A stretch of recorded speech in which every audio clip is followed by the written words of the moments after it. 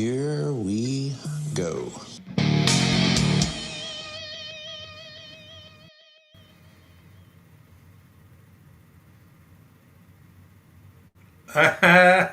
You're muted. Why you gotta laugh at me like that, you motherfucker? Because I can see you cursing. Or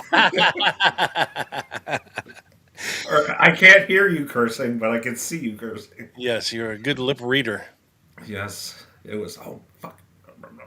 Anyway, folks, welcome into the Lone Gunman Podcast. This is episode 393. Oswald in Mexico. Was he? Maybe. We'll get into it. Yeah. For sure. But before we do, Joe, welcome in the Scafoozery, if you will. All right. Well, before I do that, Rob, I have something to show you. And I did not tell you this. Please don't stand up and pull your pants down. No, that's for members only.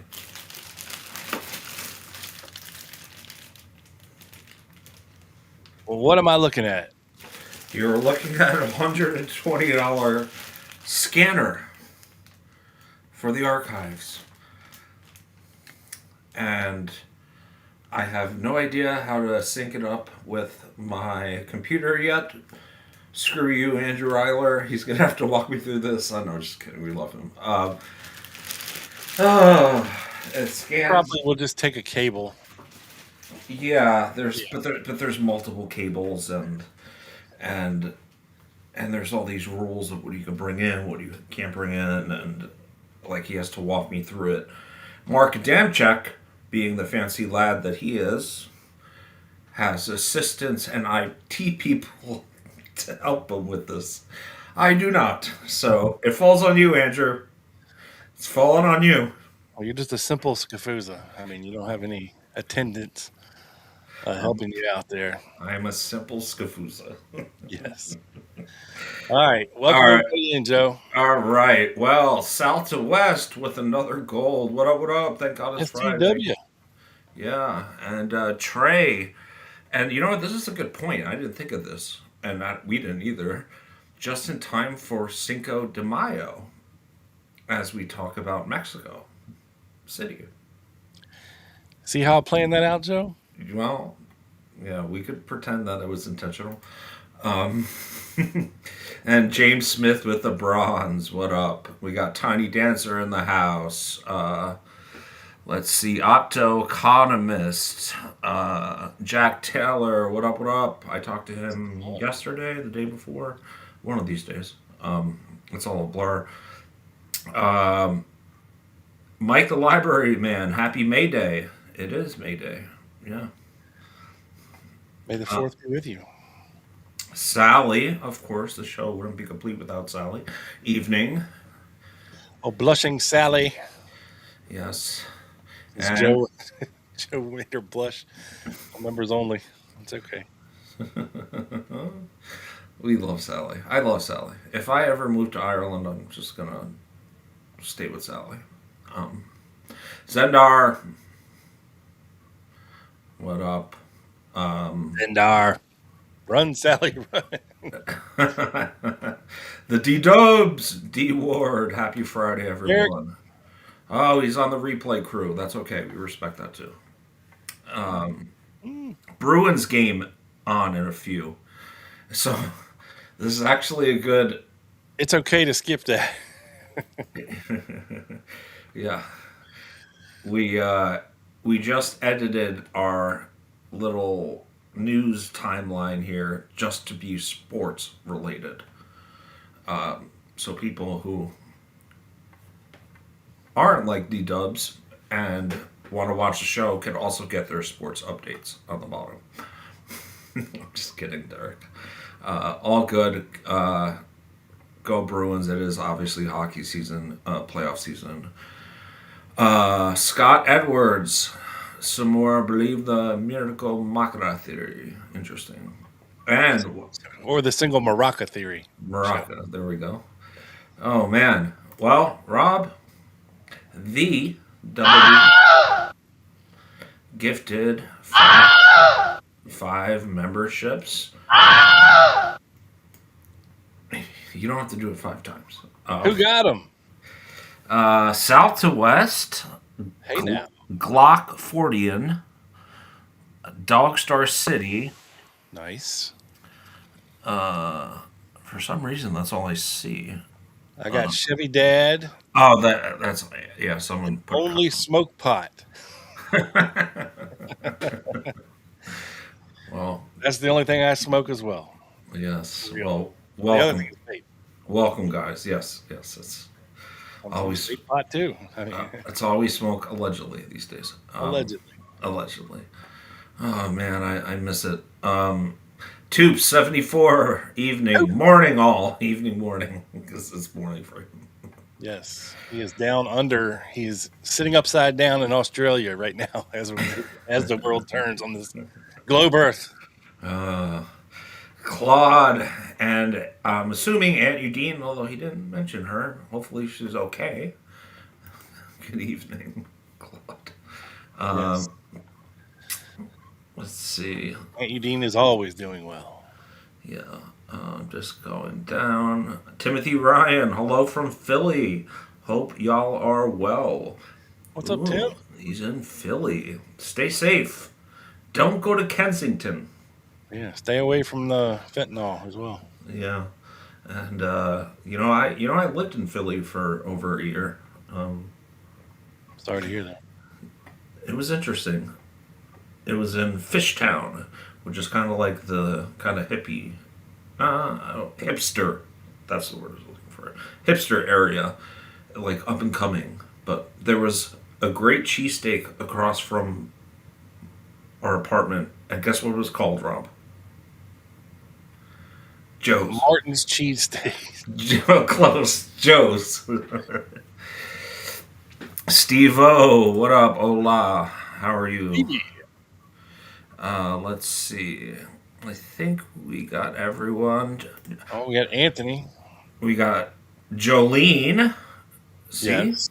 Remember the name? And our lovely carpet salesman from down under. Yes. Anthony Thripp as well. Hit up Quest Carpets if you need carpets down under. And yes, you know what, Anthony? Me too. This aspect of the case is, and we're going to get into it in a second, is the most confusing aspect to me. Was he there? Was he not there? Was he impersonated? Was he there and was he impersonated? What happened with Sylvia Duran? Like, it's... We'll get there. We'll get there. We promise, allegedly. Turn Horse in the house. What's up, Turn? Hey, Turn. And we got the Double B's Mama Sherry up in the house, Joe. Ooh, how are you? Sherry B. What's up, Sherry B? And Paulinici. And Paulinici. Well, just to go back to Turin's comment, it's getting solved tonight. I can feel it. This is actually, I guess we'll break it now. This is actually going to be a 2-part show. So next Friday we're going to go through a lot of the timeline tonight, and next Friday we're going to kind of give our We're going to thoughts. solve this case 4 times for you. Tonight, next week on Members Only, next Friday, and then the Wednesday after that on Members Only. We're going to solve this case for you. This Mexico City conundrum 4 times. Yeah. Tony Holman, what up, buddy? How are you? Two of them will be he did go, and 2 of them will be he did not go. No, Yeah. I mean, I don't know. It's a mess. And all right, we are done with the intros. So I guess let's get into it, Rob. Okay, folks. As alluded to by several here and young Joseph Scavuzarelli, the Mexico City thing is one of the most hotly debated topics about the case. Why is that, you may ask? Well, it's a very integral part of setting Lee Harvey Oswald up, setting Castro up prior to the assassination, linking the two, Oswald and Castro. That's the main goal here, allegedly, if you are of the conspiratorial mindset. Now, Those of you not of the conspiratorial mindset will realize, oh, wow. I heard a ding I heard Scafuza on the screen. from Hugh Dollard. Oh, that is my brother. Oh, he looks like a Scafuza like you. He's Must runs in the family. He's a good guy. Thank you, Hugh. I appreciate you tuning in. Yes, thank you, Hugh. Yes, he is down in the sunny Florida. So, that lucky bastard. yes, he is. But to your point, Rob, and thank you, Hugh, again. Appreciate you joining in. Was it? See, this is what I always go back and forth on, right? If he was there, if he was impersonated, and of course Oswald is dead by that Sunday, there are major operations going on, and when we talked to in Mexico City, and when we talked to Larry Hancock and David Boylan, they kind of alluded to this or talked about it.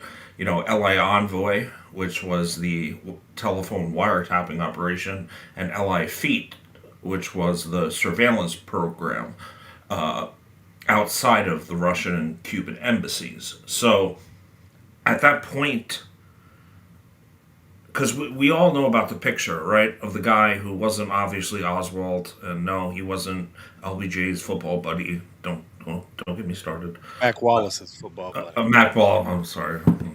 Let's get it straight now. Okay. Like, at what point was it more advantageous to keep these programs under wraps, per se, right? Did they even need to prove that he was there or not? Because you had to think, with them taking pictures of everyone that comes in and out, Oswald would have been photographed if he was there. He would have, because I've showed pictures on this show before from the surveillance of Mexico City on the doors of the Cuban embassy and the Russian embassy, right? Mm-hmm. And it's very good. I mean, you could definitely make out who a person is by looking at the photo. If Oswald, and here's the thing, if Oswald was actually there, then either somebody dropped the ball in the CIA Mexico City station, or the cameras weren't working correctly, right? Or they were working correctly, and somebody snagged the actual photos of Oswald and locked them away in their safe. Hello, Win Scott. Allegedly. Yeah. And when you think of the cameras not working excuse, you can even go to as recent as Jeffrey Epstein, right? Yeah. With, the cameras weren't working then. I feel like it's like the go-to excuse. Yeah, but then you run into something like the telephone call between J. Edgar Hoover and Lyndon Johnson, right? The day after the assassination, when you hear Hoover, explaining that the CIA has pictures of this guy. Supposedly, they have audio of this guy, but they're not Oswald. Based on our familiarity with him, our agent's familiarity with him, it is not him. Which adds some fuel to the fire of what the hell is going on here. But we never get to actually hear these phone calls. We have the transcripts, right? But we can't actually hear them. And when you're talking to somebody or some folks that worked in the embassy, the Cuban embassy, Silviotti specifically, I believe she described Oswald as having light hair. And we do have a picture of a mysterious older man with blonde hair. It's definitely not Oswald. Are you familiar with the one I'm talking about, Joe? Yes. Yeah. So this whole thing gets very confusing very fast. But let's back things up like I was saying, if you're of the non-conspiratorial mindset about this Mexico City trip, because there is a timeline that starts very early in 1963 in February. So let's go back just a wee bit, Joe, Okay. into the timeline here. February, huh? Yeah. Not the fall. No. Okay. Please. Okay. I believe. I hope you had the chicken parm tray, because that's what I had when I was there at Camp Pesey's. Gotta love the chicken farm. No. Okay. So let's start with this one, Joe. All right. What do we got here? Now, this is actually. All right, back way up here. Okay. This is when Oswald first defected to Russia. All right. This is what he wrote. Okay. Shit, hold on. I, Lee Harvey Oswald, do hereby request that my present citizenship in the United States of America be revoked.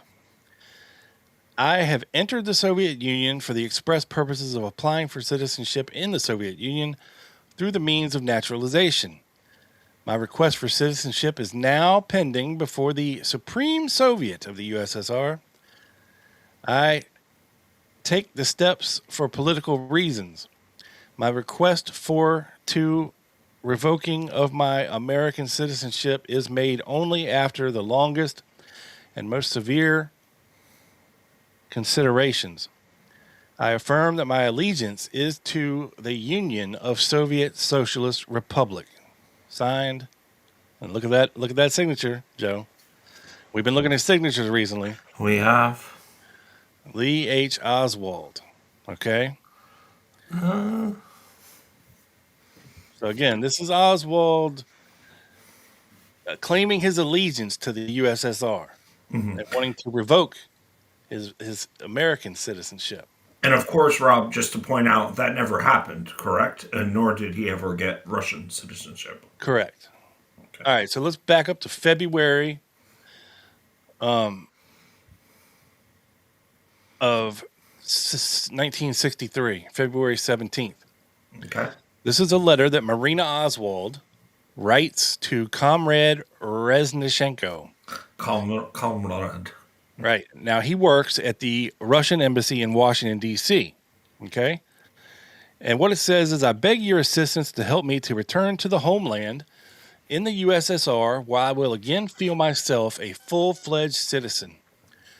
Please let me know what I should do for this. Perhaps it will be necessary to fill out a special application form.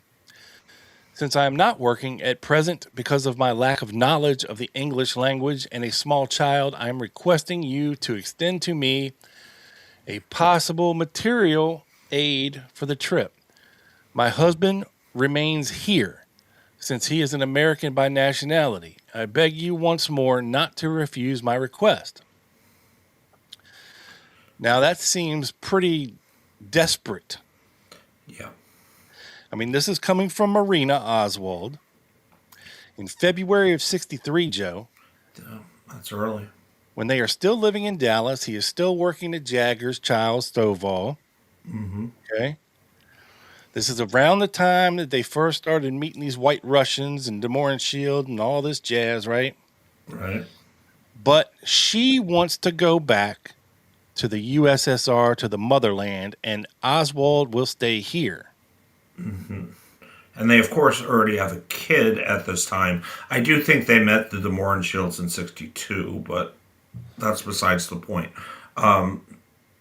It's weird because we always talk about their tumultuous relationship, right? Moving apart, living apart. You know, the drama of, everyone. A lot of people have been in these type of relationships, right? You break up, you get back together. We've talked about this a lot ad nauseum. And it seems like, I don't know how she even translated that letter, who wrote that for her. Because that seemed pretty well written. Well, she wrote it in Russian. Oh, That's okay. the translation. Okay, okay.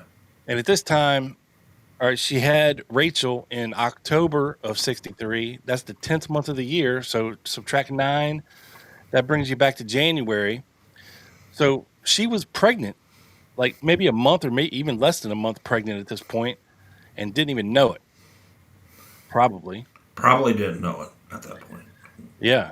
So now she's asking to go back to the motherland. Okay. That So is what did they interesting. say to her, Joe? What did they say to her? Please let me know.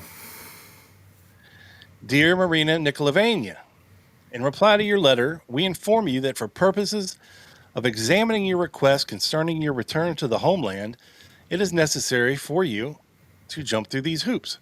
You need to fill out an application 3 times, furnish 3 copies of your detailed biography, write a request in the name of our ambassador about your voluntary wishes to return to your homeland,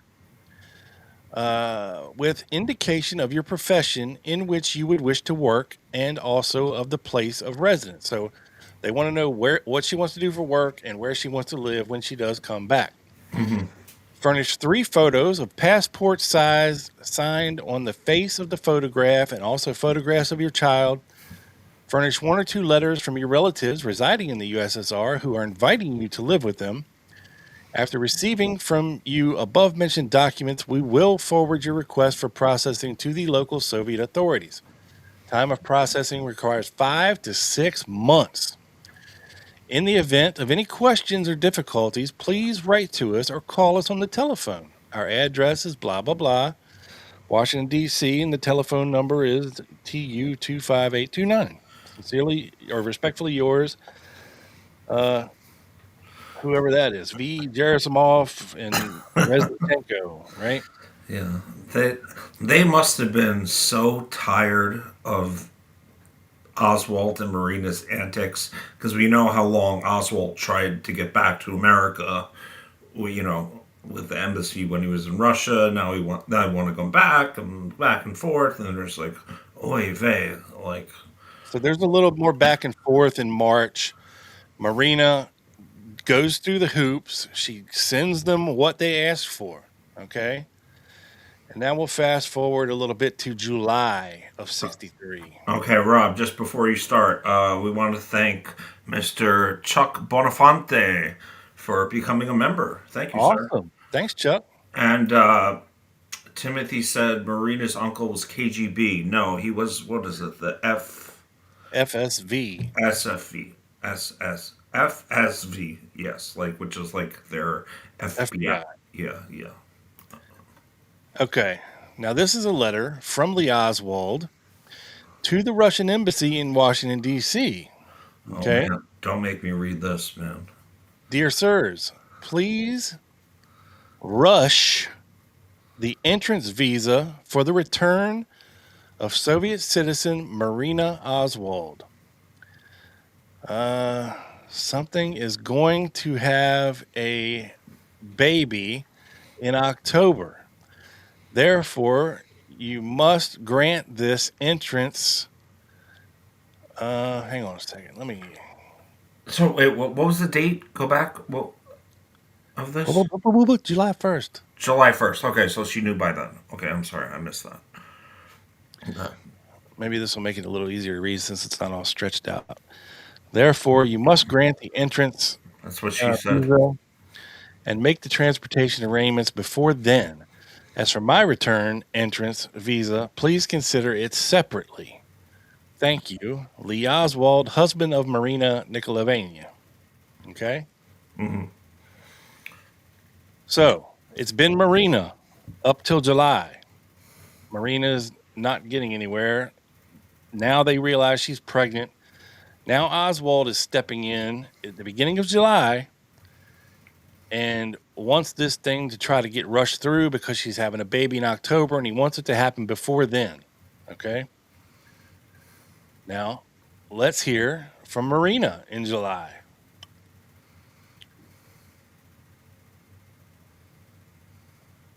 Dear Comrade Reznichenko, You should understand our impatience. And therefore, by this letter, I beg you to inform us of the result of replies to my appeals with regard to the departure of our family to the USSR and residence in Leningrad. I urgently beg you to facilitate the expediting of this matter for the reason I stated in a previous letter. Now, separately, okay, you saw the Oswald letter that happened a week before this one, where he said, consider me separately. Right. In her correspondence, it changed from just her and the kid and then included Oswald. Then he says, consider me separately. And now she's saying, with regard to the departure of our family. So I think she's wrapping Oswald back into this thing to try to go back. Because I think, let's think on this. I don't think Oswald would have had a great chance of going back again. So maybe he tried to, separate the requests, but maybe Marina would have a better chance. I don't think so. I mean, it's because they're married. Okay. At that point, if they want to move back there, they can let him in. It wasn't like a travel ban or, he was going to need a travel visa. They're a married couple at this point with children, right? They're just stating their desire to move back to the USSR. One born in Russia, one wanting to be born in Russia. Well, one married to a woman who was born in Russia.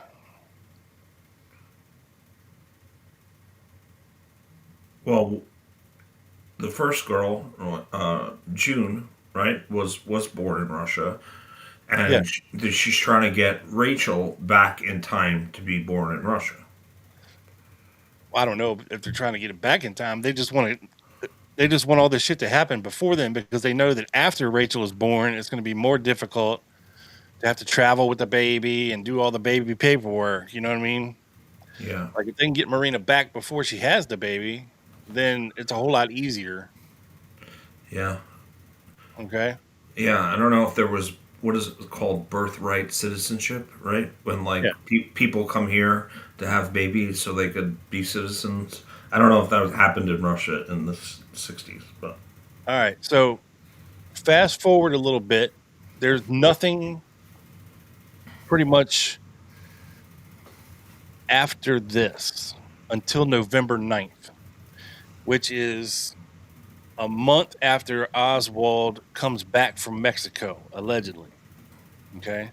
Mm-hmm. So if you're of the non-conspiratorial mindset, if you will, then here, let's do this real quick. So they're not getting anywhere. They're sending letters to the Russian embassy in Washington. They told them, look, it's going to take 5 or 6 months from the time we get all the information we need, when we check everything out, and then we'll let you know, type of thing. Mm-hmm. They're not hearing back from the embassy, since July. So the trip to Mexico City, to the Cuban and Russian consulate there, to try to see if possibly Oswald can get to Russia, or set up transportation for his wife to expedite the process a little bit. Maybe things will go different if I show up in person, type thing. The classic end around, if you will. Yeah, they're not getting anywhere through the mail, so maybe he's figuring, look, if I show up there in person, it might be a different story. They'll hear me out. I'll plead my case, and maybe they can expedite something, type of thing. And if I can get back there, then I could definitely get Marina back, because again, when Oswald goes to Mexico, allegedly, it's about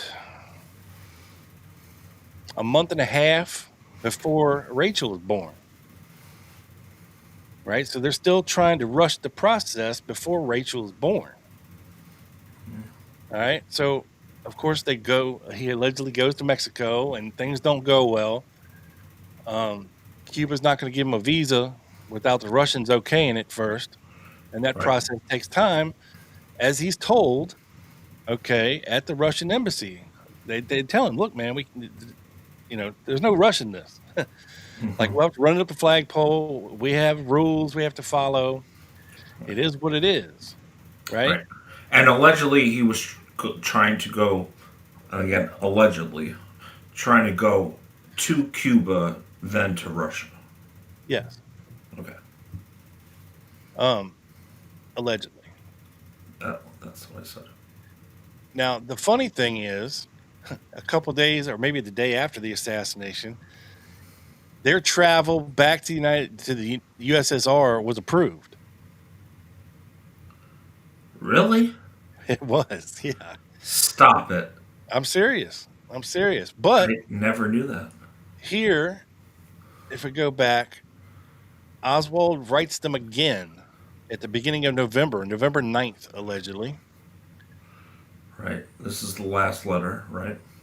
Yep. We have, Dear Sirs, this is to inform you of recent events since my meetings with Comrade Costin in the Embassy of the Soviet Union in Mexico City, Mexico. I was unable to remain in Mexico indefinitely because of my Mexican visa restrictions, which was for 13 days only. I could not take a chance on requesting a new visa unless I used my real name, which is odd because I'm pretty sure he did use his real name. Right. He's not using Heidel, right? No, he's not using Heidel, right? A lot of the variations of the Oswald name in Mexico City, you'll see them as Lee, Harvey Oswald. Like his name was Harvey Oswald Lee. That's how he registered at the Hotel Comercio on the register. That's also what's on a lot of his travel documents. Is that just a mistake? Like somebody put the comma in the wrong place? I don't know. Right. Or is it intentional? Like O.H. Lee, who knows? Who knows? But he says here, unless I use my real name. So I returned to the United States. I had not planned to contact the Soviet embassy in Mexico, so they were unprepared.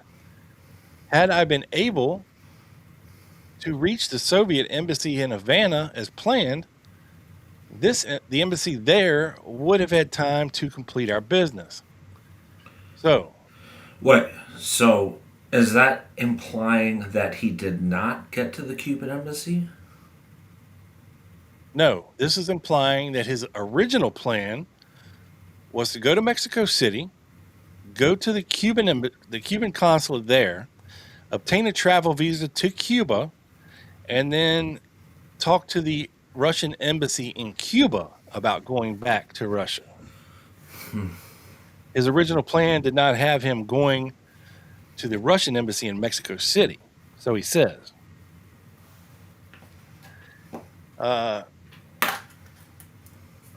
The Cuban consulate was guilty of a gross breach of regulations. I am glad he has since been replaced. Now, who he's talking about here is Askew, right? The head guy at the Cuban consulate. Mm-hmm. The Federal Bureau of Investigation is not now interested in my activities in the progressive organization Fair Play for Cuba Committee, of which I was secretary in New Orleans, state Louisiana, since I am no longer residing in that state. However, the FBI has visited me here in Dallas on November 1st. Agent James P. Hasty warned me that if I engaged in Fair Play for Cuba Committee activities in Texas, the FBI will again take an interest in me. This agent also suggested to Marina Nikolavena that she could remain in the United States under FBI protection. That is, she could defect from the Soviet Union, of course. I and my wife strongly protested these tactics by the notorious FBI. Please inform us of the arrival of our Soviet entrance visas as soon as they come. Also, this is to inform you of the birth on October 20th, 1963, of a daughter, Audrey Marina Oswald, in Dallas, Texas, to my wife, respectfully, Lee H. Oswald.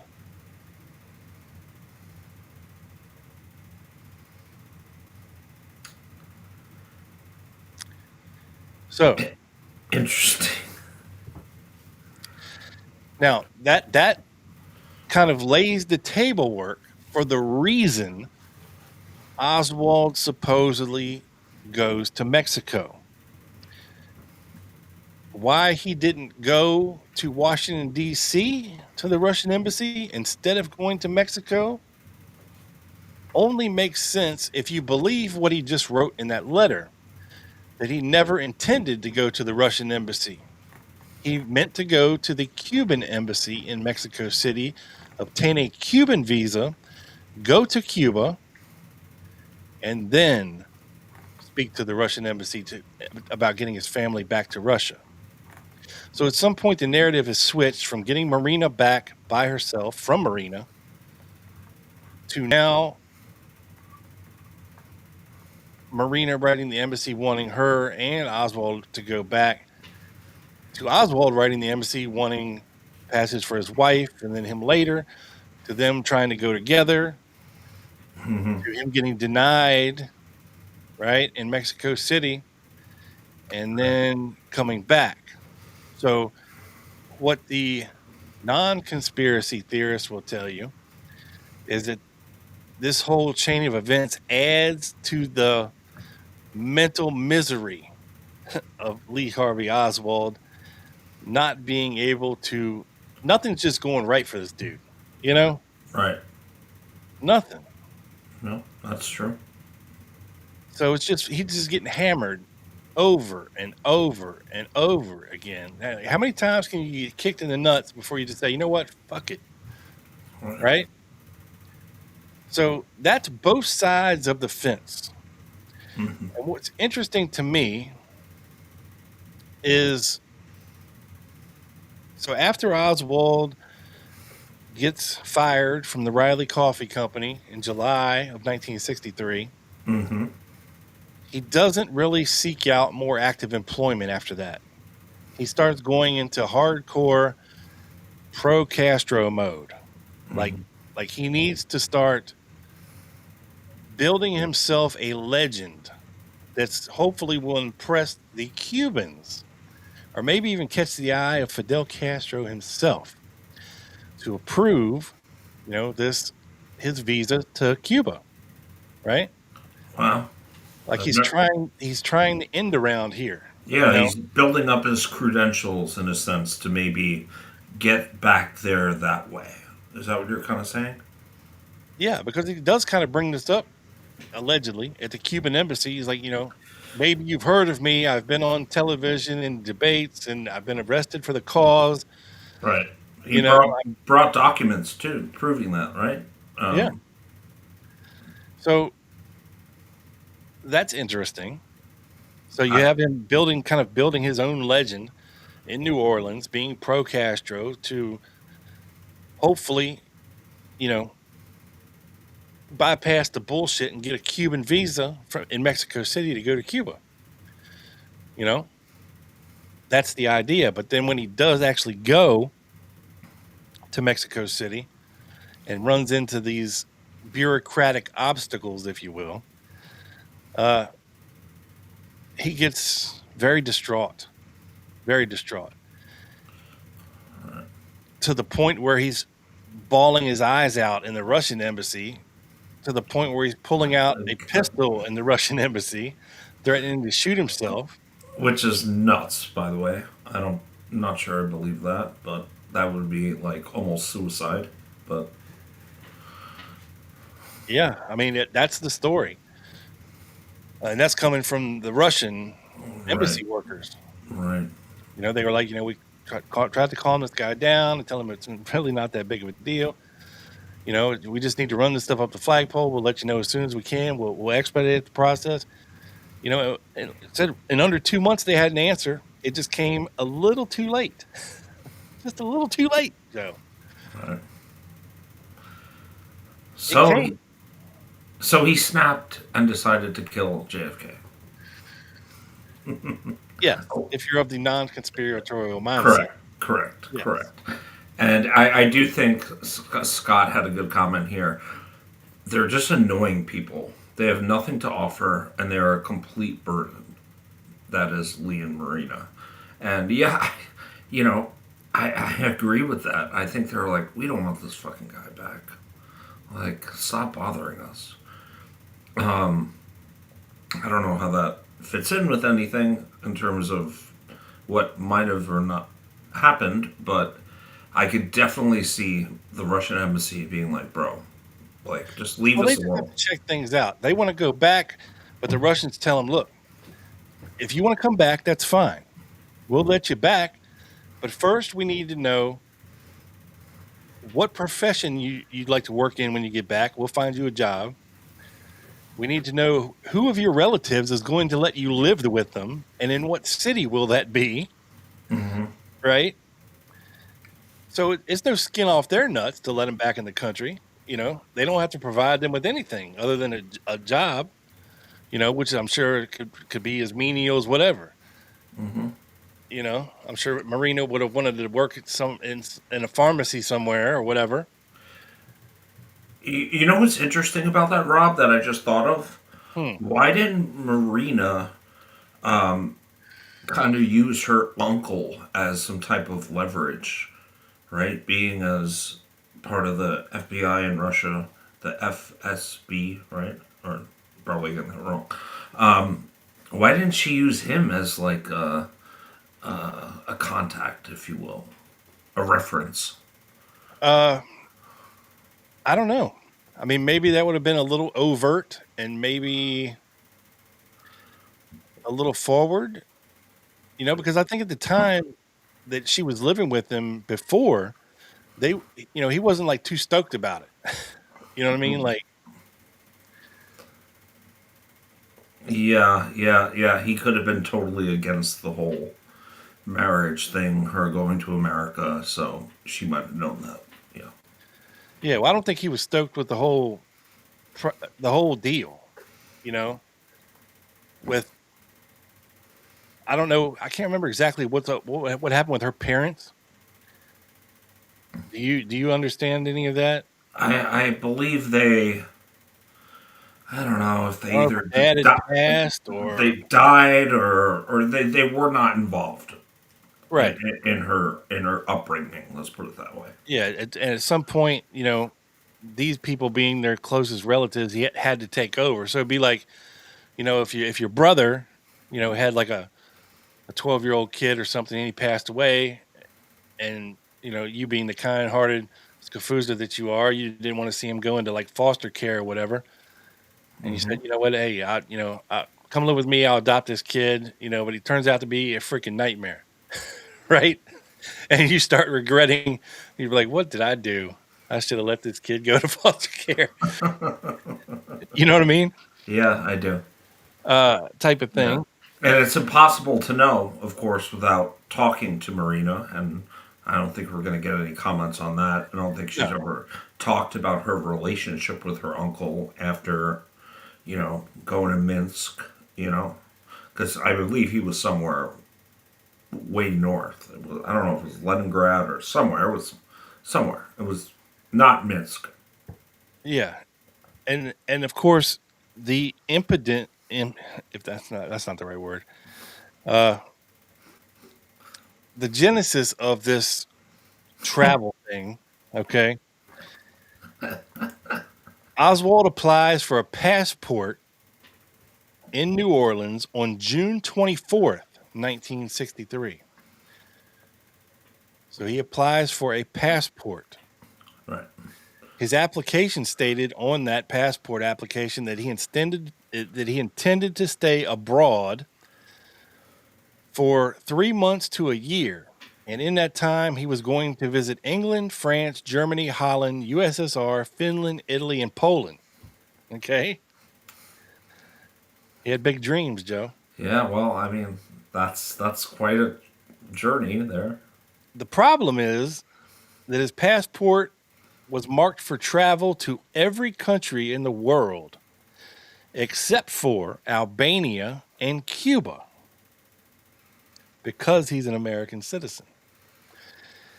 And those portions of China, Korea, and Vietnam, which were under communist control, he could not go there either. Mm-hmm. Of course, these limitations were standard for the time, right? So it's not nothing special, that they did against Oswald. This was normal things to happen, right? Mm-hmm. So you have to understand, for somebody that did not drive and somebody that was not going to drop a lot of money Right. on a plane ticket to Mexico City, and it's not like you can get on a bus in New Orleans and ride the bus all the way from New Orleans to Mexico City, right? There's going to be lots of stops and transfers along the way that somebody is going to have to figure out on the fly. Or if he's planning his travel in New Orleans, starting with, whatever bus, if you can go to the bus company and be like, look, my end plan is to get to Mexico City. So does your bus service have a way to do that from here? Like route. Yeah. Where do I need to go? Where do I need to get off? What bus do I need to get on next type of thing? That to me would be very confusing.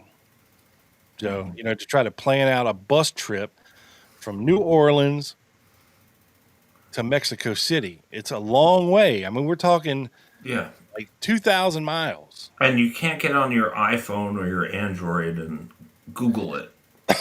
No. Now, of course, you might have a map, but you don't know where the buses are going. You don't have a bus route map. You know what I mean? Like you'd have to ask someone at the bus company, in theory, right? Yeah, because there was a lot of them back then. That's how a lot of people traveled. You had Greyhound, you had right. Transamerica, you had all these other weird ones from Mexico, Continental Trailways type of thing. I think that was the first one that he purchased for. It says tickets from Nuevo Laredo to Mexico City, if they're purchased from Continental Trailways in New Orleans, are $10 for a one-way trip. That's if you purchase a ticket in New Orleans from Nuevo Laredo, which is the first Mexican town as when you cross the border. That's not including what buses you need to take to actually get to Nuevo Laredo. Right. And then from there to Mexico City is $10 one way. So, Joe, let's get into the whole trip to Mexico, if you will. Okay. Before we do, I want to address a couple comments. Okay. South to West says, I always thought it was so strange that the Soviets let him leave in the first place. Well, let me respond to that. If you believe that he cut his wrists to try to stay there, and they said, we don't want this guy in Moscow, let's send him to Minsk. And then, almost within a year, he starts sending U.S. Soviet embassies letters trying to get back. He's an annoyance. So I can see the Soviets not taking him seriously and being like, yo, let's just get this guy out of here. Well, what's the better question, South to West, is I thought it was so strange that the Soviets let Marina leave so easily. That is more interesting. Yeah. The process for an actual Soviet citizen to gain, international travel, and I think the thing that helped him out was, of course, being married, right, and having a child together. And at that point, Oswald never really revoked his citizenship. He never really became a naturalized citizen of the Soviet Union. So at that point, Oswald is basically on borrowed time, right? They're being nice letting him stay there this long. But of course, being married to Marina and having a kid helps the cause. Right. But when they expressed an interest to leave the Soviet Union and come back, the Soviets are probably like, okay, cool, you know. And he was also trying for a long time to leave Well, the no, Soviet. the process actually went fairly quickly, quicker than normal. He's not a citizen of the Soviet Union. He could leave whenever he wanted to. The problem is he didn't want to leave Marina and his kid behind. Also, economist with a good question. Supposedly, Oswald had his eyes on Cuba and Castro since at least the spring of '59. Yes, that is true, as we know by the testimony of, what was it, Carlos Delgado, his fellow Marine. So, why didn't Oswald choose to take his new family to Cuba directly from the Soviet Union? Well, allegedly, Oswald, you know, as someone who got bored easily, was kind of disillusioned by the Soviet sense of Soviet way of communism, right? And maybe wanted, Marina wanted to go to America. I mean, she was very pro that.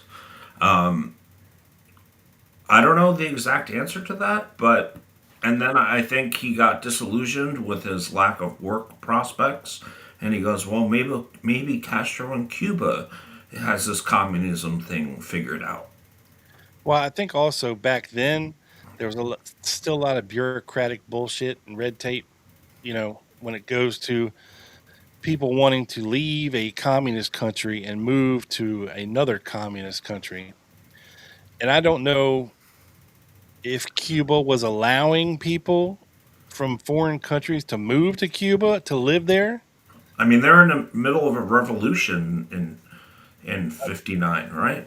Yeah, he may have been able to get granted like a travel visa, where he could stay for a week or two, and then but had to leave, type of thing.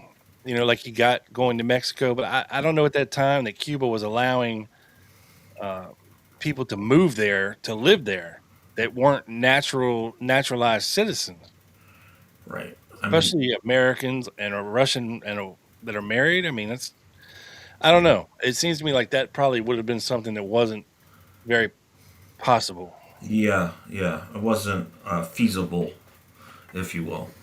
Yeah.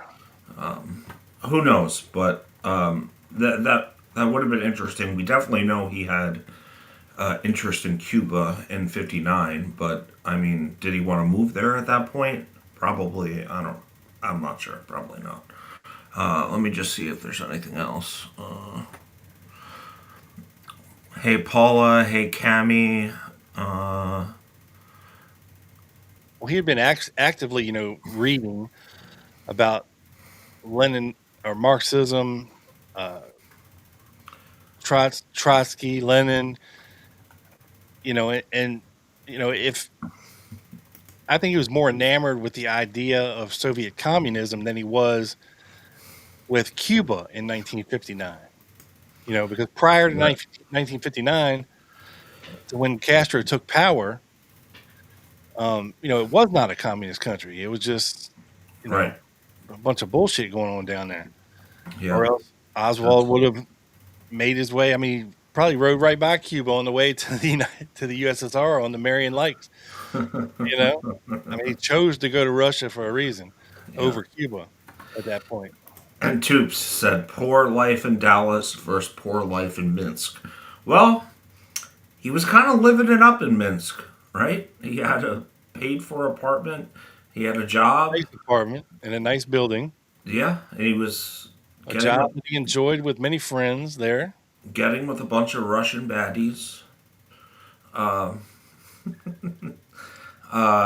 He just grew bored of it at some point. He was the only Scafuza to lead like some workers' revolt, right, in the factory that he was working at, which was unheard of at the time. But while he was doing okay, it wasn't like there was a capitalist system over there. It wasn't like, he's doing okay. He's making decent money. He doesn't have to pay for his place to live. Getting food is a bitch over there. You got to wait in long lines, and then you're giving the Yeah. same to everybody else. It wasn't like they had a Best Buy where you could go in and buy a brand new camera and type of thing. Yeah. Yeah. I believed in his writings. He claimed that there was nothing to do here, type of thing. There's Yeah, he nothing had to money, spend but he my had nothing to spend it on. yeah, nothing to spend my money on. Exactly what I was going to Yeah, say. So, like I said, when we think of Oswald, we think of someone that is looking for some purpose, who is easily bored, who is changing his mind every other minute. I think that's my current take on him. But who knows? So yeah, let's get to Mexico City. And James said, actually, Ozzy had a pretty sweet setup compared to most Soviet citizens. Yeah. All right, Rob. So an hour into us yapping like six barbers, well, vaguely touching on at the Mexico. table, sir. Yes, we do. I like the way you put that. Let's get into his alleged trip. Because this is a very confusing thing, and it's very important that we, break down the details, or else I don't want anybody to be confused and not really understand why we're talking about this, what we're talking about. So it's a very intricate subject, and there's lots of moving parts here. So 100%. So I think we did a good job at kind of setting the table there. Thank you for showing all those letters. I've read them before, but I hadn't read them in a good amount of time. So real quick, and yeah, her name is Rachel, but her name was Audrey Marina Rachel Oswald. She had two middle names.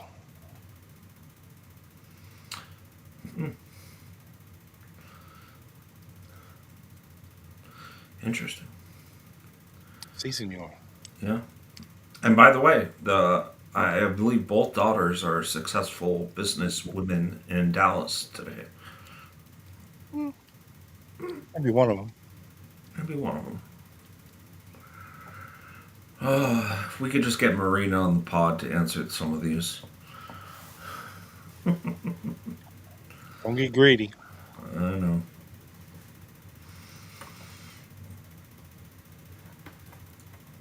That's your cue, Joe. All right. So, do you want me to start on the timeline?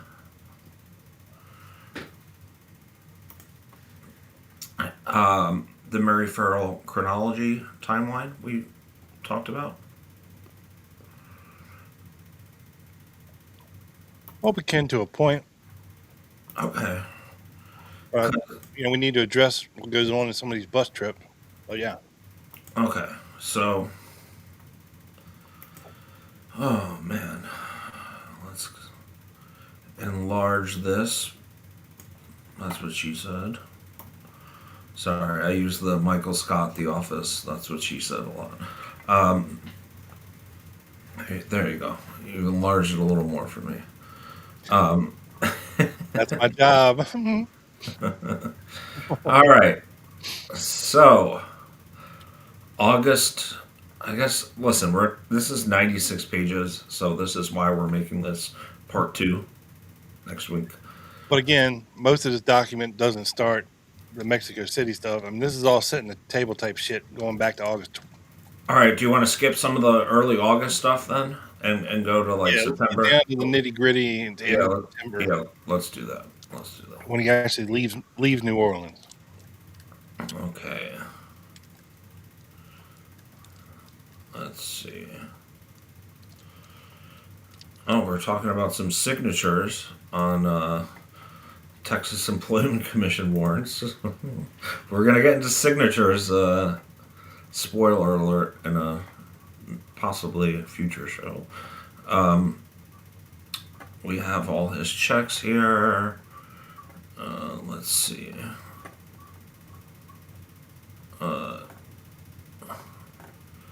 September 63. You need to keep going, bro. I know. Oh yeah, we need to get to later September. Actually even October. Or no, late September. Need to get to September 25th. Okay. Thank you, sir.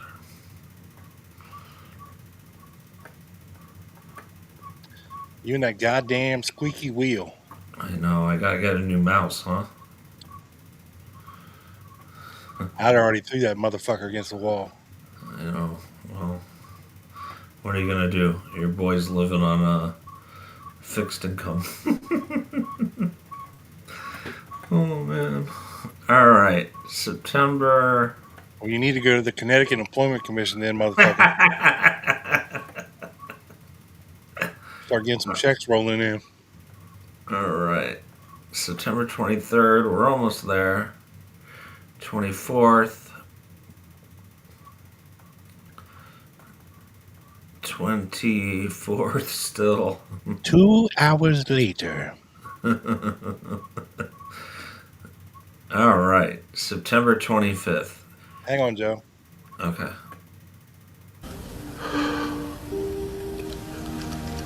I'm tired, boss.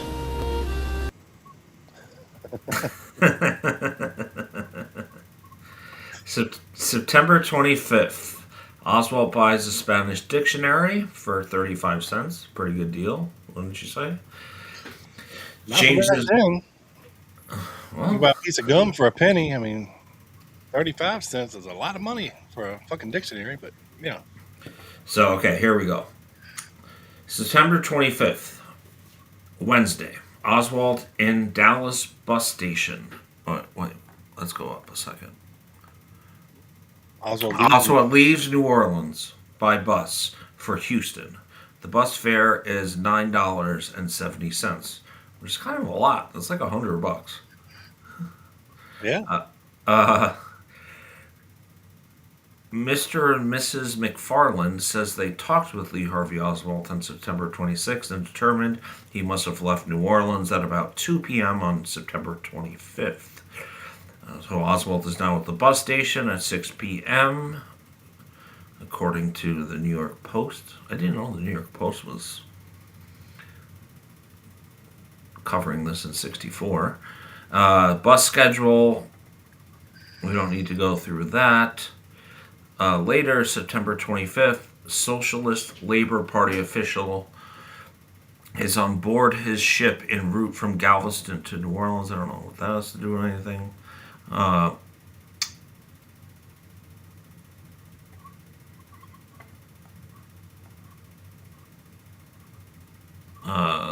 We have Clay Shaw in Hammond, Louisiana. Sorry, I'm trying to find this. September 25th, Continental Trailways bus leaves Dallas at 11 p.m., arrives at Alice at 10:25 a.m., and that's kind of a long bus ride. Leaves Alice at 10:35, arrives in Laredo at 1:20 p.m., leaves Houston. The reason they have two buses here is because they don't know what fucking bus he was on. That's the problem. Right. So they have the Continental Trailway schedule. They have a different Continental Trailway schedule. They have the Greyhound schedule. They have a Mexican Red Arrow schedule. So they're covering their bases here, trying to figure out, to give as much information as possible, depending on which bus he was on. Then these are the times that it happened, but they don't know what bus he was on specifically. Right. September 26th, Oswald takes a bus in Houston for Laredo at 2:35 a.m. Interesting. The bus fare is $10, another $100. Continental Trailways bus, Garrison Case 4. They first noticed Lee Harvey Oswald on the Houston Laredo Continental Trailways bus at about 6 a.m. September 26th, also FBI agent Coach. Or Cock. Or Cock, they don't really know. Calls Mrs. Gardner in New Orleans, Oswald's landlord. He has checked on Oswald with Mrs. Gardner 4 or 5 times during Oswald's residence, which is interesting. New Orleans Post Office closes Oswald's box on the same day, 26th. 2 issues of the Militant found. Now we're back to the 25th. Mrs. Sylvia Odio, a Cuban refugee UG in Dallas describes three men who come to her apartment. They come at 9 p.m. They apologize for the late hour of their visit, but say that they have just come from New Orleans and that they are trying to get an anti-Castro movement started in Dallas. They say that they are leaving for a trip, that they identify themselves as Leopoldo, possibly Lauren Hall. But that is interesting, Rob, because kind of screws up the whole timeline, right? Yeah. So let's pause here for just a second. Okay. Because like you said, Joe, this is a problem for the Warren Commission. Because this totally fucks up their timeline of Oswald being in or on his way to Mexico. Sylvia Odia is fairly confident, in the fact that this was Oswald who visited her. She positively identifies him. Of course, at the time, it was no big deal. But of course, after the assassination, and you have Oswald's picture plastered all over everything, she realizes that this was the guy who came to visit her in the presence of two other Latino men, one named Leopoldo and one named Angelo. Right. And they spoke to her in Spanish, and they were telling her, hey, this guy's crazy. His name's Leon Oswald. He would have no problem killing Kennedy, type of thing. And he's a marksman, yeah. And it's just a very odd occurrence. And on this past members only, I played for you a little piece from some dipshit who thinks he's somebody in this research community. Talking about how this case has been solved for 60 years, but, these stupid JFK researchers just keep changing things on me.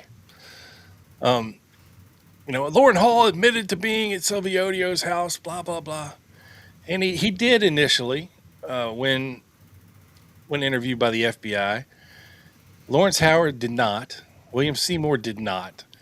And then Lauren Hall afterwards, the more he thought about it, he said, you know what? I don't think that was us at her house. Yeah. He redacted, changed the story.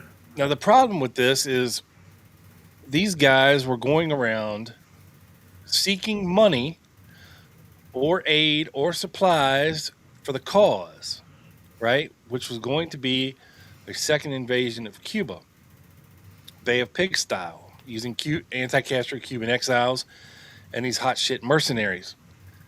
And what they were doing a lot were going around to very influential people in the Cuban exile community and asking for handouts. The reason they went to Sylvia Odio's house is because her parents were very affluent and well off. I believe her dad was in the railway industry. Yeah, that's what I was about to say. I think they owned the railroad in Cuba or something. And of course, we know about her uncle, Augustine Guitart, from David Boylan, and being at Oswald's court hearing. Yeah, so her family comes from money. She's invested in the cause because Castro has her parents in prison in Cuba, right? So she's the type of person who might want to donate to the cause. They were going around to people like this. They went around to a lot of people asking, so he realized, that it might have been a different woman that they visited, right? That maybe lived on the same street as his buddy Kiki Masfer, not Sylvia Odio. So he realized that he made a mistake, and it wasn't actually them who had been there. So you got to figure that Leopoldo and Angelo are somebody else other than Lauren Hall and Lawrence Howard and William Seymour playing the role of Leon Oswald, if you will. But if you believe Sylvia Odio, somebody was playing the role of Leon Oswald, this crazy American. Right. which of Right. course implies that the setup is already kind of in motion to Yeah. frame Oswald And you as. see this not only with Sylvia Odio, but with people like Robert McCown.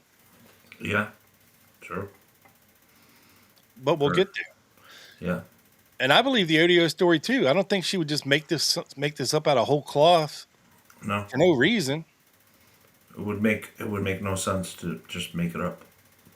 So either they were attempting to defraud Sylvia Odio, if you will. Like a lot of these people were. They would ask for money, they would get donations, and then they would And then just they keep. wouldn't do shit. They wouldn't do shit with it.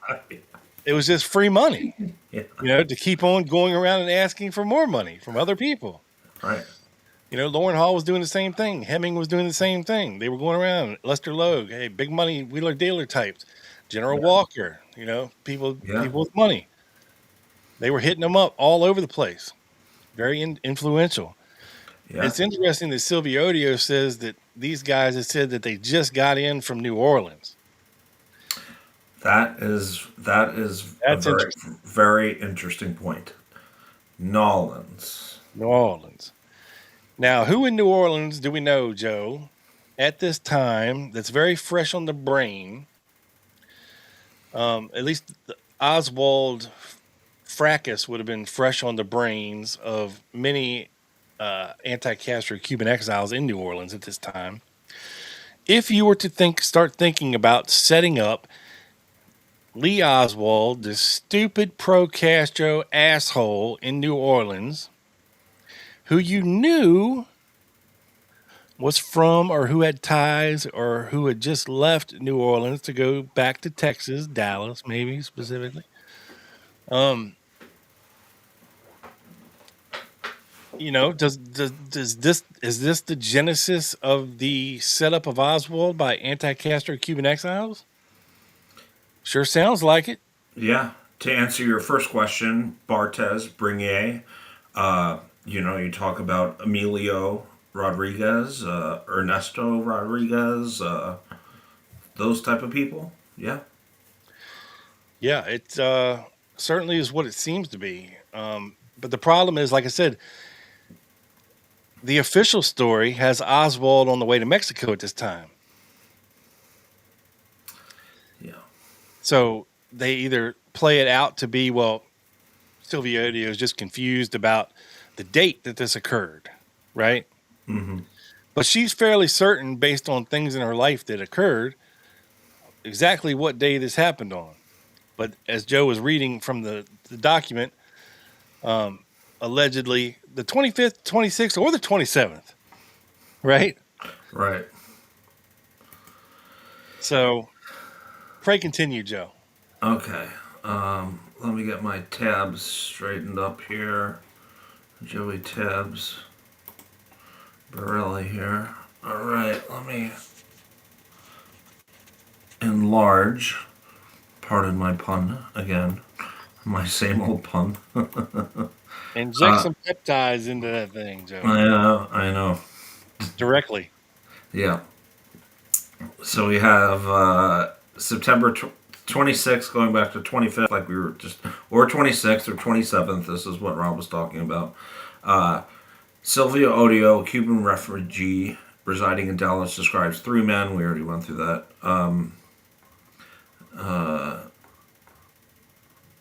I'm trying to use my mouse silently. What connection is there between John Martin, here we go, back to John E. Martin, the Uruguayan, Uruguayan, who's Mr. Odio's contacts in Dallas about guns, right? And of course, he actually approached her sister, right? What's her name? Not Sylvia, Sarita, right? With the the washing machine business. Jack Ruby, Chicago Union associate, Jack Martin, blah blah blah.